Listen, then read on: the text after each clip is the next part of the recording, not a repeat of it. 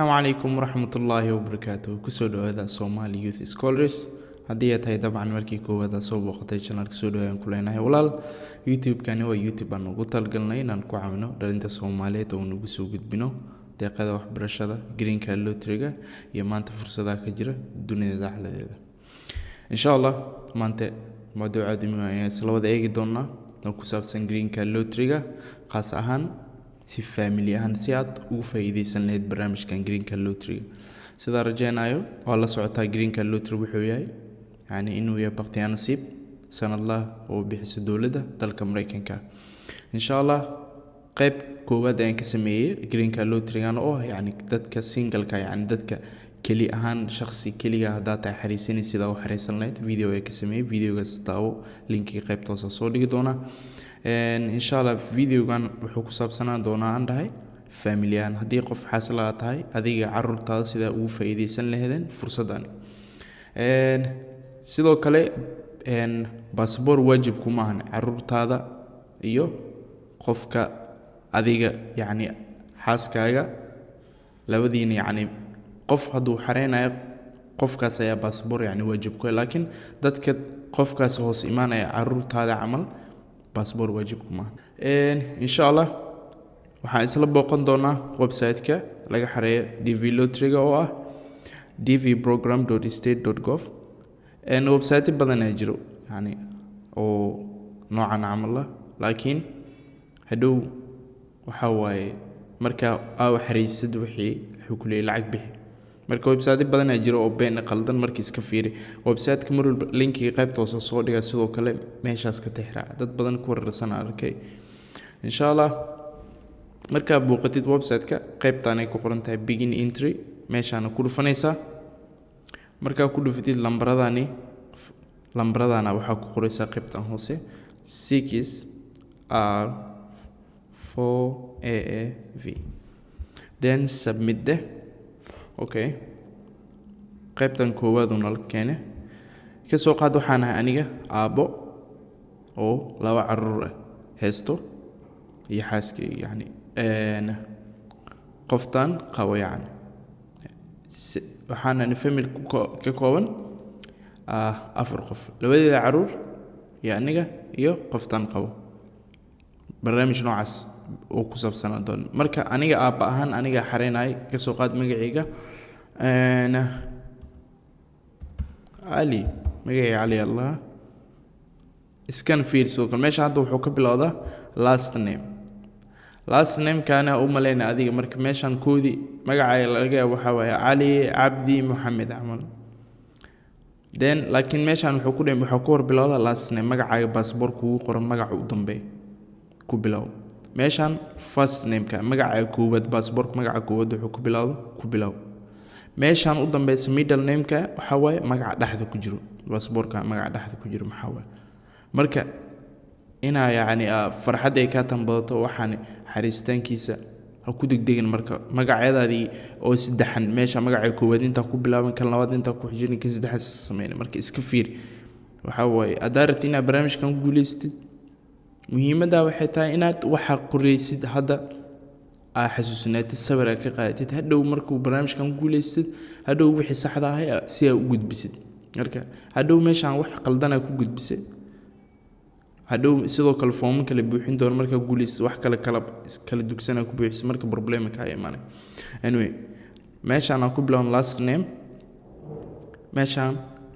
first name keyga waxa waaye soo qaad Abdullahi middle name keyga waxa waaye Yusuf okay waxaan ahay meel meeshan rag iyo dumar waxa tahay ka dooro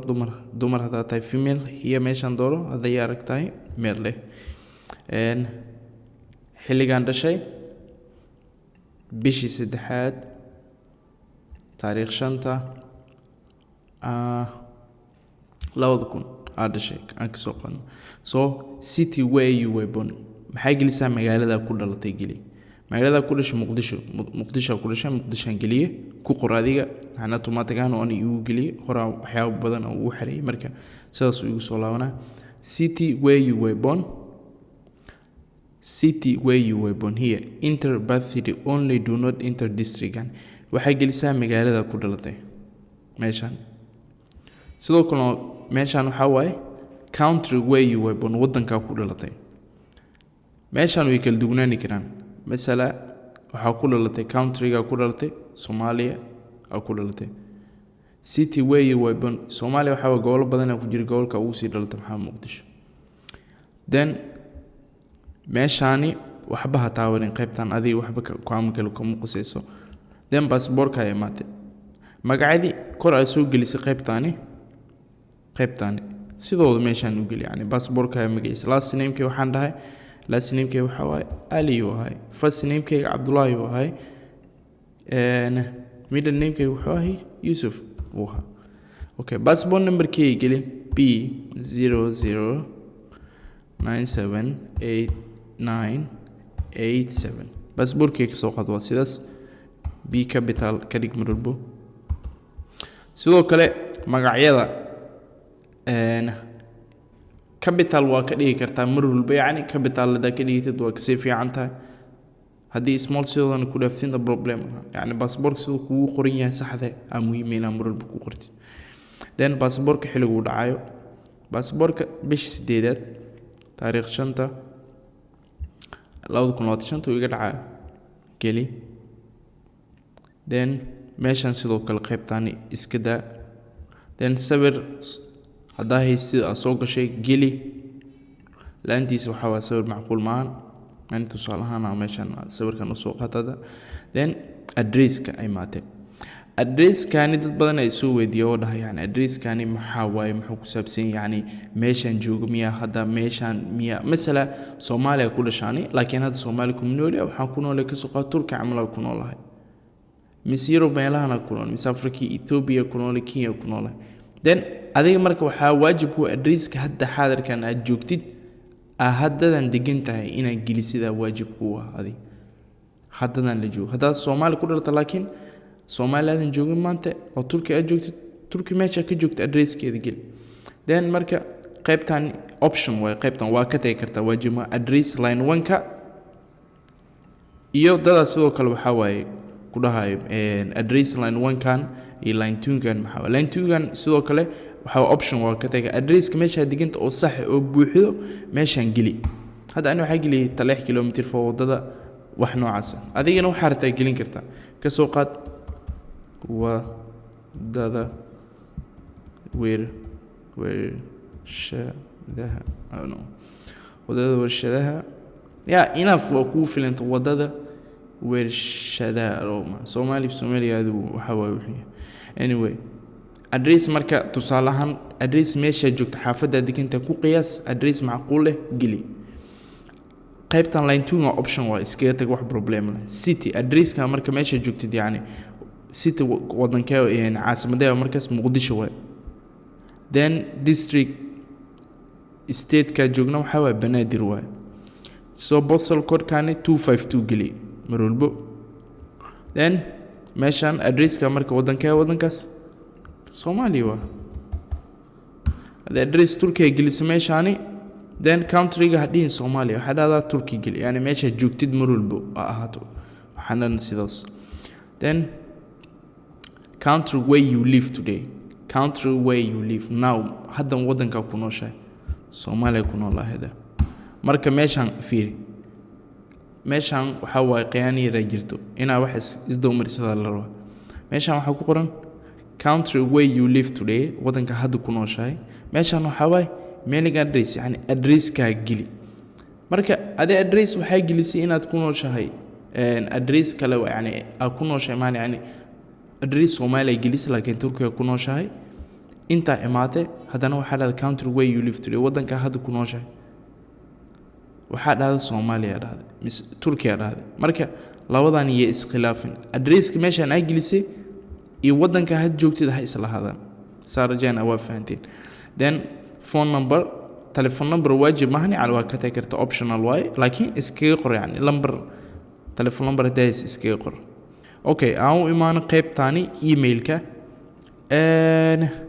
email waxa waa ku muhiim waxa waaye laantiis awaro email soo mafan problem weyn ka imaan hada email yani aad haysanin hada haysanin ta sameyso hada dib malahan marka muhiim uu ku yahay hadhow jawaabo marka fiirsanaysid waxa uu ku anfici doonaa hadhow wataa wax badan sidaan barnaamijka marka xareysta duu wataa wax ka halaabo wax ka dhumo emailkana ku badbaadi kartaa marka email muhiim oo email oo xasuusinaysid mar walbo heeso email aan gelino abdi 123 gmail ani email kana gashtay okay then wax barasho ilaa heerka ka haystid yani heerka ka gaartay marka la yani adi hadda jaamacada dhigata meeshan waxa ku qoran university degree university courses waxas adiga waxa fiirsaa isla xaadirkan la joogo shahaadada gacanta ku haystid ma dugsi sare shahaadada dugsi sare gacanta ku haystaa ma shahaadada jaamacada gacanta ku haystaa taas ku muhiim ah fiir yani ha isku fiirnin yani jaamacada dhigtaa hadda waxaan gelinaa levelkan jaamacada gashnaa hadhiin may hadhow waa ku guuleysan kartaa jaamacadan dhexe ku maraysa shahaadi kana lagu dhahay gacan ku meeysid marka problemka ay imaanay markaas waxa gacanta ku haysid dooro waxa waa high school aniga damiye oo shahaadi gacanta ku haysa high school degree leeyahay then qaybtaan ay imaanay maadaama nin xaslaay waxa leeyahay labada meel mid ka doorna yani hadii taa divorce uu soo furo waxyaabahan waa gelin kartaa problem lahan marka labada meel inaan ii sharxaro labada meel midaan waxa waaye married and my spouse is not a US citizen yani labada qof is qabto waxa laga yaabaa qof kamid ah inuu yani dalka dibadiisa ku nool Mareykanka yani uu ku nool yahay mise ninka ahaado mise naagtaada labadooda mid ku nool marka meesha adi amal labada qof mid kamid ah dalka Mareykanka ku nool yahay adiga meeshan dooro waxa dhada waa guursaday qofka yani wada socon yani aan wada socon yani waxa waaye waa qof dalka citizenship Mareykan haysan passport Mareykan haysan Mareykan ku nool labadiina qof is qab yani qof kamid ah ku nool yahay laakiin hadii Soomaaliya ku wada nooshiin isla wada joogtiin taa waxa leedahay waa is qabnaa laakiin qofkan ma ahan qof dalka dhalashada yani dhalasho Mareykan haysto maan marka meeshan dooro marka meeshan oo meesha saxda dooro then qaybta ma carruur meeqa haysatiin carruur waxa haysanaa laba carruur okay waxa leedahay continue okay marka continue dhahdo qaybtana ku keeni doona oo ah derivatives yani qofkani dadka hoos imaanay oo ah yani qofka qabtid marka geli meeshan aniga qofta wada socon waxa lahaa magaceeda u dambeeya last name-keeda ku bilaaban magaceeda Xaliiman la Faaduma la ku bilaaban fadlan iska aqri last name-keeda waxa waaye Mohammed last name-keeda first name-keeda waxa waaye Faaduma okay middle name-keeda waxa waaye Fatah magaceeda waxa waaye waa Faaduma Fatah Mohammed yani magaceeda saxda geli aan tusaalaana waxaan ka soo qaatay marka ha is khaldan fadlan magaceeda saxda geli xilliga dhalatay bishii afraad taariikh 8 also labada kun ay dhalatay iskare female okay city where spouse was born يعني qoftaadu magaalada ku dhalatay Muqdisho ku dhalatay country where spouse was born wadanka ku dhalatay Soomaaliya dooro Soomaaliga okay then sawirkeeda soo qaado okay geli aan tusaalahan u soo qaadinayo sawirkan ku wareerin okay soo jeedaa yani xaaskeyga hadda wax looma baahna passport waa dareen waa u jeedaa marka muhiimada aabaha labada qof is qawmay mid kamid ah inuu passport haysto muhiim okay aan imaan qaybta magaca cunugeena koowaad aan ilaaw magaciisa information akhbaaradkiisa buuxin cunugeena koowaad magaciisa waxa la Elias fadlan degdeg siimadiisa daa waxa waaye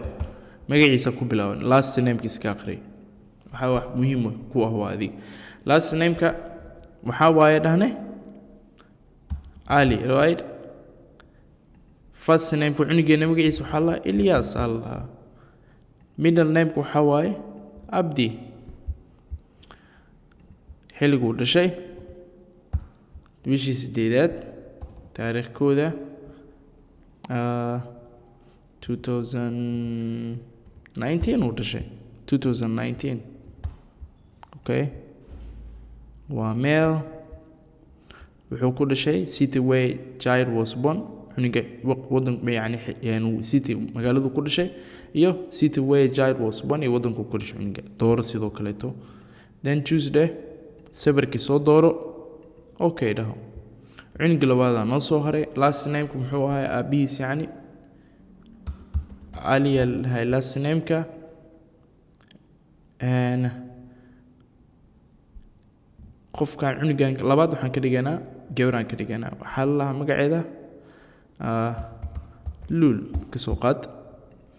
middle name ku waxa waaye abdi waxa la lul abdi ali and bishii shanaad and taariikh 9 2020 ayay dhalatay waa female city where child was born magaaladu ku dhashay cunugani iyo city where child was born country where child was born iyo wadanku cunugan ku dhashay dooro sidoo kale to sawirkii sidoo kale soo dooro gabadhaasi then continue de okay continue marka dhaad qaybtan ayuu keenayaa oo ah wixii aan soo gelinay inaan iska controlno marka waxaan iska aqri hal iskaga sax marka iska aqrisid waxaan inay sax yihiin xaqiiqsid fallan dir haddii yani waxaan ay qalad yihiin waxa waaye waxa sameynaysaa qaybtan imo go back to part 1 mise part 2 wala qaybtii familkii ay soo gelisay akhbaaradkooda part 2 back to part 2 de qaybtaada magacaagii waxa haday wax ka qaldin go back to part 1 de marka saarjana wax badan way ka bixin fallan marka waxaan video wata ka duubo sawirka qaado isku day yani akhbaaradkan muhiim ku yihiin aysan ka dhumin then submit ayaa leeyahay dirayna marka waxa sameynaysaa qaybtani facekani waxa way oo ku miimahalahaani fartani oo guduuda oo blue aan ku qoray calaamadii waxa waa ku miim hadhow natiijooyinka waxa ku fiirsan lahayd way magacii confirmation numberkii xilliga dhalashada marka signature ka muhiim ah laakiin halana ku miima markiina halaan xifdis isku day sawirka qaado qaybtani mise printer dhaho marka waxa way saara jeenay oo fahantay insha Allah videogan halaanu noogu eegay maanta dad walaalahayga jir u baahan u dir fadlan ani waxaan ka soo qaad kilaa iskala marka niidaada gelin marka iska xareyso haduu ku soo baxo waa ka baxaysa haduu soo bixinne Soomaalida that is it insha Allah هلا أنا فيديو كيكنا السلام عليكم ورحمة الله وبركاته